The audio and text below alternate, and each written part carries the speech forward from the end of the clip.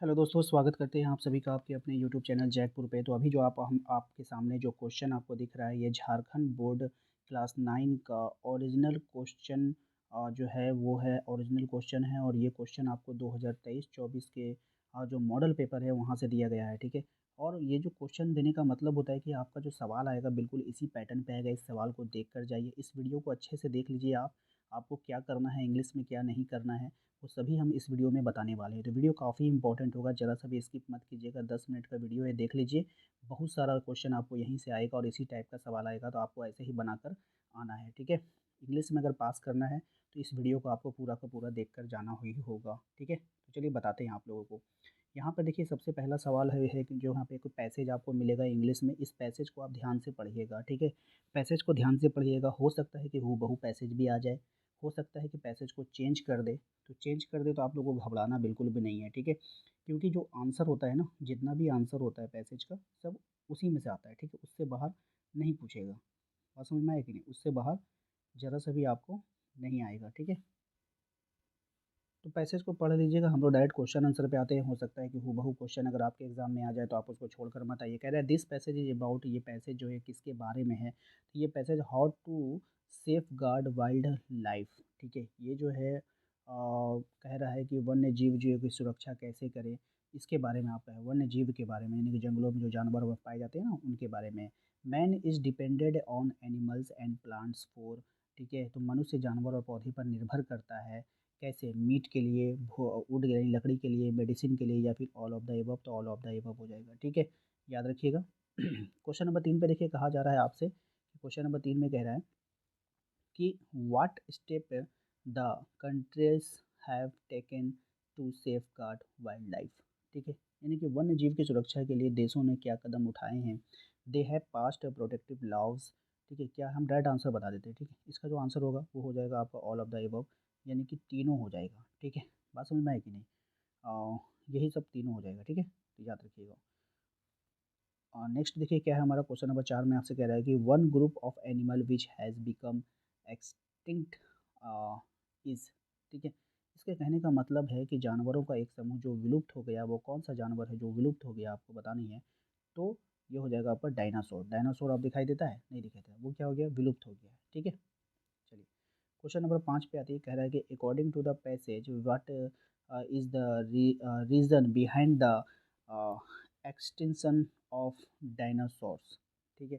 इसके कहने का मतलब है कि जो डायनासोर था ना, हाँ, इसके कहने का मतलब है कि डायनासोर विलुप्त होने का कारण क्या है।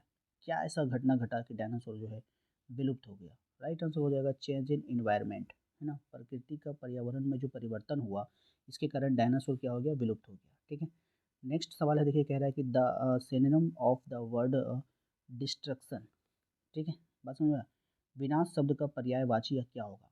तो पर्यायवाची आपसे पूछ लिया है, तो इसका राइट आंसर हो जाएगा एक्सटींक्शन, ठीक है। यानी कि इन दोनों का, ये दोनों क्या है? पर्याय है, ठीक है। क्वेश्चन नंबर 7 पे आई। कह रहा है कि आपका man's dependence on animals and plants can not be ignored. The preposition in the given sentence, इस सेंटेंस में कौन सा प्रीपोजिशन का उपयोग किया गया है, आपको बताना है। तो ऑन का प्रयोग किया गया है ना। कौन सा प्रीपोजिशन का प्रयोग किया गया? ऑन का प्रयोग किया गया, याद रखिएगा। ये ऑन क्या होता है? प्रीपोजिशन होता है। क्वेश्चन नंबर आते हैं, द एंटोनिम ऑफ एक्स एक्सेंटेंट, ठीक है ना। एक्स, है ना, एक्सिस्टेंट, इसका भी हमने आपको बताया था। तो इसका क्या बताना है हम लोगों को? एंटोनिम बताना है। एंटोनिम का मतलब समझते हो आप? एंटोनिम का मतलब, एंटोनिम का मतलब होता है बिलोम। क्या होता है? बिलोम हो जाता है। तो क्या हो जाएगा? पेरिसिट। क्या हो जाएगा? पेरिसिट गए हो जाएगा, ठीक है। अब आइए, आपको ना कुछ वहाँ पे लेटर देगा और इस लेटर को आपको फिलअप करना है। ये भी काफ़ी आसान होता है, आराम से 4-5 नंबर आप यहाँ से भी उठा सकते हो। आप जैसे यहाँ पे क्या था, टू द GVS, ये तो क्या एप्लीकेशन लीव है, तो यहाँ पे क्या हो जाएगा? तो यहाँ पे आप लोग को पता है कि क्या होगा क्वेश्चन नंबर 9 में। अगर आप 9 का ऑप्शन देखोगे, तो 9 का ऑप्शन देखोगे तो हेड मास्टर है। आप हेड मास्टर से छुट्टी मांगोगे तो आप हेड मास्टर यहाँ पे भर देना, ठीक है। 10 की अगर हम बात करें कि most humble respectfully I beg to say that I am dash from fever, I am suffering from fever, पता है ना? हम्म, पता है सभी को। इस तरह से हम लोग एप्लीकेशन लिखते हैं, तो suffering from fever, option D. उसके बाद अगर हम बात करें क्वेश्चन नंबर 11 में, तो कह रहा है कि I shall be highly dash to you for act of kindness. तो 11 में क्या हो जाएगा, तो 11 का हो जाएगा आपका ऑब्लाइज्ड, है ना, ऑब्लिज्ड, ऑप्शन नंबर सी। ठीक है। 12 की अगर हम बात करें, तो 12 में क्या होगा, लास्ट में क्या भरते हैं हम लोग, देखो यहाँ पे योर डैश, है ना, योर डैश, योर ओबीडियंटली होगा, काइंडली होगा, लविंग होगा। तो लविंग वविंग हम लोग तो देते हैं पर्सनली में देते हैं ना, लेकिन यहाँ पे हम लोग क्या देंगे, ओबीडियंटली। ठीक है, जो लेटर लिख रहे हैं ना, प्रिंसिपल को लिख रहे हैं, तो यहाँ पे ओबीडियंटली होगा। ठीक है। चलिए क्वेश्चन नंबर 13 पे आइए। क्वेश्चन नंबर 13 में देखिए क्या कह रहा है। क्वेश्चन नंबर 13 में कह रहा है कि my grand my grand mother dash me stories last night.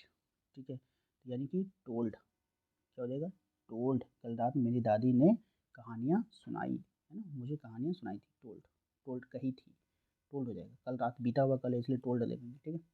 उसके बाद है हमारा the passive voice of someone has stolen my book is. इसका पैसिव बनाना है, तो कैसे बनेगा ये, तो इसका राइट आंसर हो जाएगा option number my book has been stolen, stolen. ठीक है, ऑप्शन नंबर ए। और नेक्स्ट है आपका Raman dash a letter, Raman dash a letter. ठीक है, Raman dash a letter I entered his room. ठीक है, इसका क्या हो जाएगा राइट आंसर, इसका हो जाएगा आपका was writing, Raman was writing a letter when I entered his room. ठीक है। चलो क्वेश्चन नंबर आता है 16 पे। 16 में कह रहा है कि it is very dangerous to enter dash the enemy camp. तो यहाँ पे कौन सा वर्ड का इस्तेमाल करेंगे हम लोग, तो into, into the enemy camp.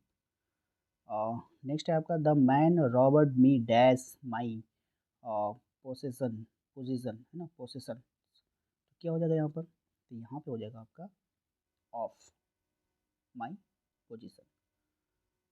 Next हो जाएगा आपका हमारा indirect speech, the teacher said that the sun rises in the east. इसका इनडायरेक्ट बताना है, तो क्या हो जाएगा, the teacher said that the sun rises in the east, option number C हो जाएगा। ठीक है। क्वेश्चन नंबर आते हैं 19 पे। कह रहा है the indirect speech of he said to me I am writing a letter. इसको इनडायरेक्ट में बदलना है, तो यह हो जाएगा he told me that he was writing a letter. ठीक है, यही आंसर हो जाएगा। देखिएगा हूबहू सवाल अगर आ जाएगा तो आपका तो काम ही बन जाएगा ना। Dash you tell me why you are weeping, क्या हो जाएगा right answer, can you tell me, can you tell me. ठीक है।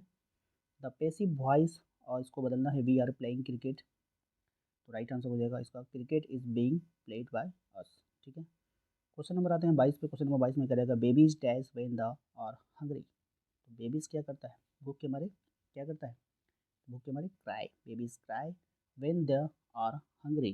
ठीक है। चलिए उसके बाद इसको पढ़ना है, पढ़ने के लिए बोला है, पढ़ करके आंसर करने के लिए बोला है आपको। ठीक है, तो पढ़ लीजिएगा आप लोग, हम लोग डायरेक्ट आंसर पे आ जाते हैं। कह रहा है कि the given lines are from the poem. ये जो पंक्ति दिया गया वो किस पोयम से लिया गया आपको बतानी है, तो राइट आंसर हो जाएगा option B a legend of the northland. ठीक है। This lines are the composed by, ये जो लाइन्स है वो किसके द्वारा कंपोज किया गया है, तो होबे क्राई। ठीक है। Who is her in the third line, who is her in the third line, right answer हो जाएगा आपका सी एन ओल्ड लेडी। ठीक है। उसके बाद देखिए यहाँ पे आपसे कह रहा है कि choose the correct option answer or the following question. Margie was dash years old, Margie जो है कितने साल की थी ये आपको बताना है। तो ये जो मार्गिस थी ये 11 साल के लिए, 11 साल की थी। नेक्स्ट है आपका who had learned the poem mind and body to sound and the vibration. ठीक है।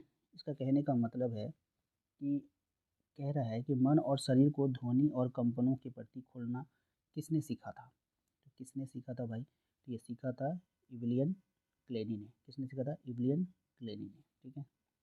क्वेश्चन नंबर आते हैं 28 में। कह रहा है कि the musical instrument which the emperor Aurangzeb ban, Aurangzeb ने किस इंस्ट्रूमेंटल को जो है बैन कर दिया था, तो पुंगी को बैन कर दिया था। ठीक है। During the second world was of which thing a sudden demand erupted in the market. द्वितीय विश्व युद्ध के दौरान किस चीज़ को बाजार में अचानक मांग जो है बढ़ गई थी, किस चीज़ की मांग बढ़ गई थी, तो टैमरेंट सीड्स, है ना, इमली के बीज की, tamarind seeds. The poem wind is composed bye, तो पोयम को विंड जो है वो किसके द्वारा कंपोज्ड किया गया वो आपको बताना है। पवन कविता किसकी रचना है आपको बताना है, तो ऑप्शन नंबर बी, है ना, सुब्रमण्यम भारती। उसके बाद है आपका जैनुल आबदीन वाज कलाम जो है वो किसके थे? जैनुल आबदीन जो थे जैनुल आबदीन कलाम से के थे, कौन थे आपको बताना है। तो फादर थे, कौन थे उसके? फादर थे। The only woman in the world who had scaled empty Everest twice was, क्या हो जाएगा राइट आंसर इसका? ऑप्शन नंबर ए संतोष यादव। ठीक है, यानी इसके कहने का मतलब है कि विश्व की एकमात्र महिला जिसने माउंट एवरेस्ट पर 2 बार चढ़ाई करी थी। ठीक है, तो Santosh Yadav. The name of the little girl was, little girl का नाम क्या था आपको बताना है, तो वो था केजिया। ठीक है। The child went to a fair with his, ठीक है, तो क्या हो जाएगा? Option number A parents. ठीक है, याद रखना है आप सभी को। क्वेश्चन नंबर आते हैं 35 में। क्वेश्चन नंबर 35 में आपसे कह रहा है कि who could weave out endless stories and anecdotes. इसका मतलब क्या हुआ? पहले इसका मतलब समझते हैं। ठीक है, इसका मतलब है कि कौन अंतहीन कहानियों पर उपाख्यान बुन सकता है। ठीक है, ये कौन बुन सकता है? तो राइट आंसर हो जाएगा ऑप्शन सी ईश्वरन। ईश्वरन यानी ईश्वरन होगा। ठीक है, याद रखिएगा।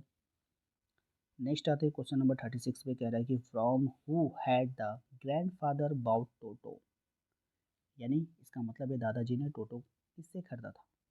ये जो खरीदा था और एक टोंगा ड्राइवर से। किससे खरीदा था? एक टोंगा ड्राइवर से। Who grew fat like a street side sacred bull, कहने का मतलब है कि कौन सड़क के किनारे के पवित्र बैल के सम्मान मोटा हो गया। ठीक है, तो किसके समान मोटा हो गया था? तो डिस्किपल, है ना, डिस्किपल। क्वेश्चन नंबर आता है 38 पे। कह रहा है कि the statue of happy princess was covered with, वो किससे कवर्ड हो गई थी? ये आपको बताना है, तो गोल्ड से, सोने से।